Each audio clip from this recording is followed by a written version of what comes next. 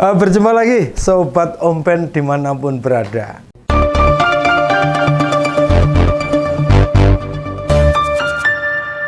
Tapi jika pertanyaannya apakah saya akan kampanye, saya jawab tidak.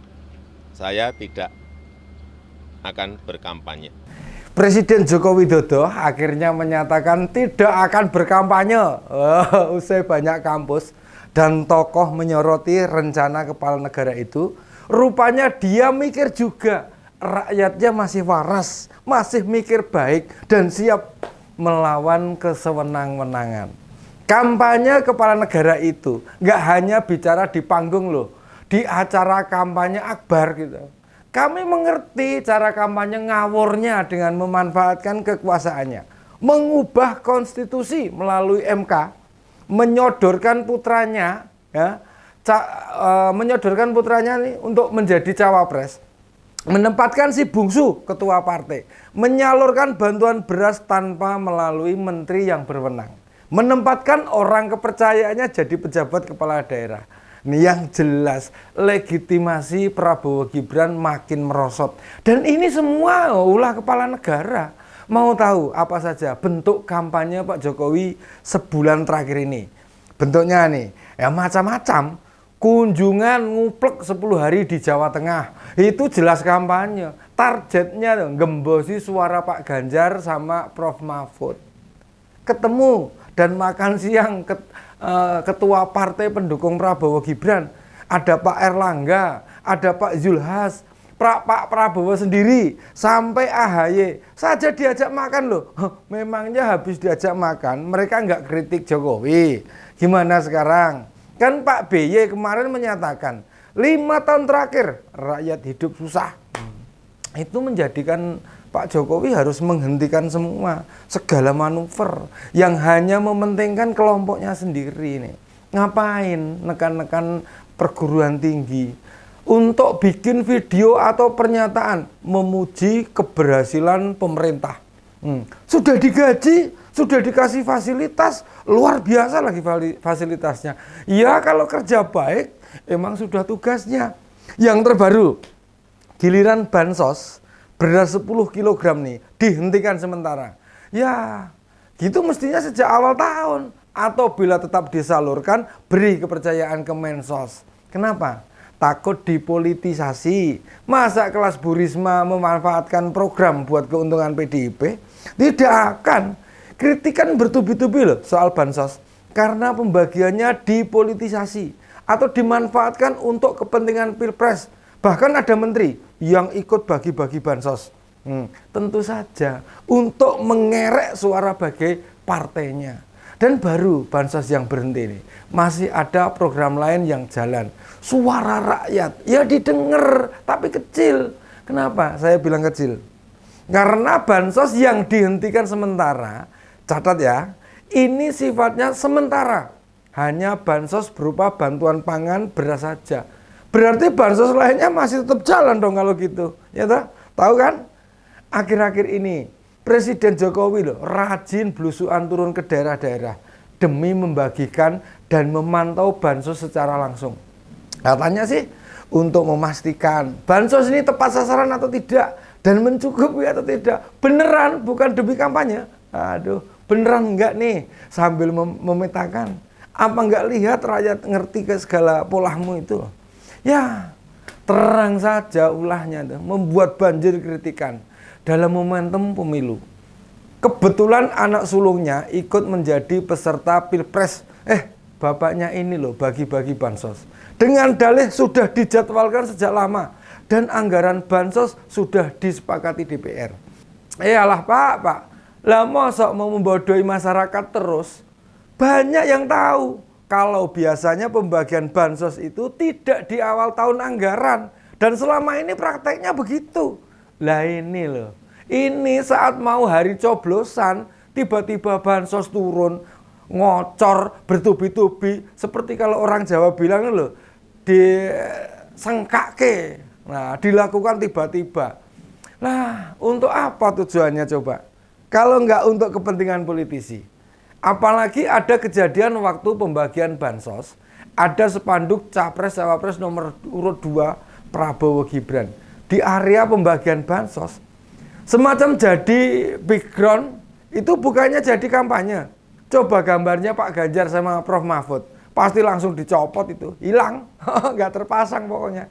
Bantuan pangan beras masing-masing sebanyak 10 kg untuk 22 juta keluarga penerima manfaat. Program ini merupakan salah satu pemanfaatan cadangan beras pemerintah. Dilakukan sejak awal tahun 2023 dan dilanjutkan pada tahun ini. Sepertinya memang sudah direncanakan beneran. Bukankah mestinya bansos cukup dibagi pemerintah daerah atau kementerian bisa menugaskan dinas terkait? Ya, seperti pembagian bansos selama ini. Mosok presiden turun langsung membagi-bagi bansos rutin tiap hari, nggak ada kerjaan lain. Jublek di Jawa Tengah gitu loh. Kalau bukan pengen gembosi Pak Ganjar, apa target yang lainnya? Memang kayak nggak ada tugas lain yang lebih penting lagi loh. Nggak ada tugas lain yang lebih penting. Ya, itu kerja teknis Pak. Presiden mosok sih ngurusin hal-hal seperti itu. Penghentian bansos nih beras hanya sementara. Begitu kata Kepala Badan Pangan Nasional Bapanas nih, Pak Arief Prasetyo itu. Bantuan pangan beras stop mulai 8 Februari hingga 14 Februari 2024. Bar Pilpres, bantuan pangan beras stop mulai 8 Februari hingga 14 Februari 2024. Bar Pilpres yo bablas meneh. Oh, katanya sih penghentian sementara ini dilakukan dalam rangka mendukung terwujudnya kelancaran penyelenggaraan pemilihan umum tahun 2024. Pak Arief loh mengatakan, di stopnya bansos menjadi bukti ada politisasi bantuan pangan beras. Alah Pak, iki mesti melu-melu, disuruh bos saya bilang begitu toh. Ayo, ngaku saja Pak, gak usah malu, bohong dosa lo. Kayak ada maaf.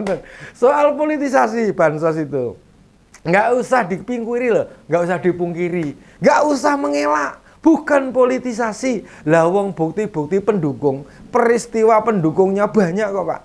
Mau dipungkiri gimana? Mau kasih alasan seabrek pun, ya monggo saja. Tapi kami sudah tahu galagasi, strategi, pokilnya pemerintah. Lah wong menteri-menteri sing ikut koalisi di Koalisi Indonesia Maju juga terang-terangan politisasi bansos kok. Mereka kan berharap kecipratan suara dari bagi-bagi bansos itu gitu. Keputusan menghentikan bantuan beras dan dilanjutkan setelah coblosan nanti. Kemungkinan karena Jokowi gerah dan mulai khawatir. Kalau bansos diteruskan, digelontorkan dengan jor-joran secara langsung melalui tangannya, rakyat akan semakin marah dan tudingan politisasi pasti akan semakin menguat. Mungkin awalnya ngira rakyat enggak tahu, asal positif saja nih nanggepin bagi-bagi beras itu. Apalagi dalam beberapa hari ini puluhan guru besar, dosen dari berbagai perguruan tinggi di seantero wilayah Indonesia memperlihatkan dan bersuara garang mengkritik Jokowi.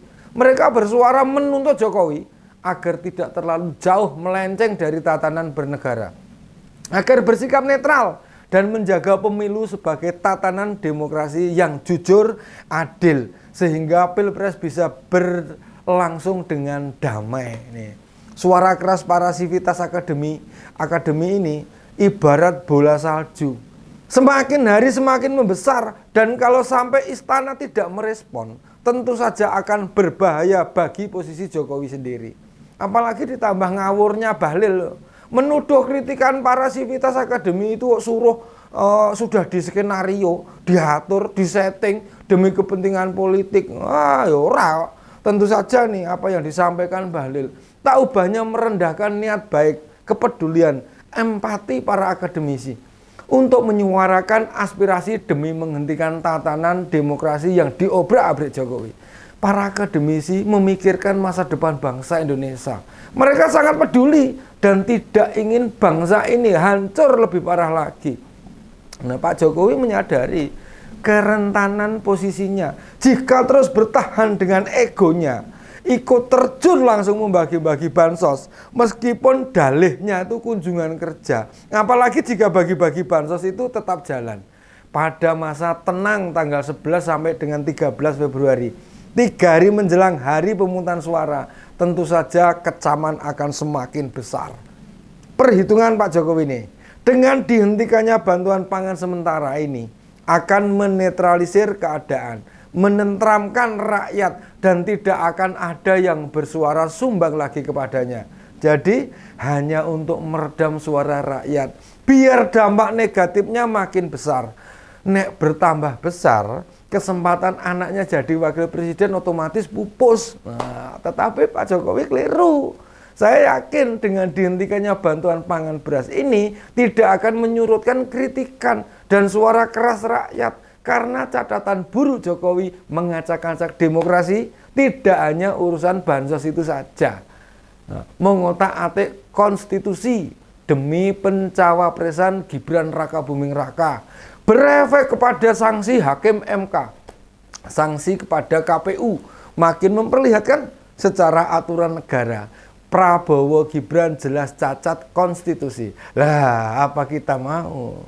Pemimpin terpilih nanti punya beban perjalanan yang menciderai demokrasi.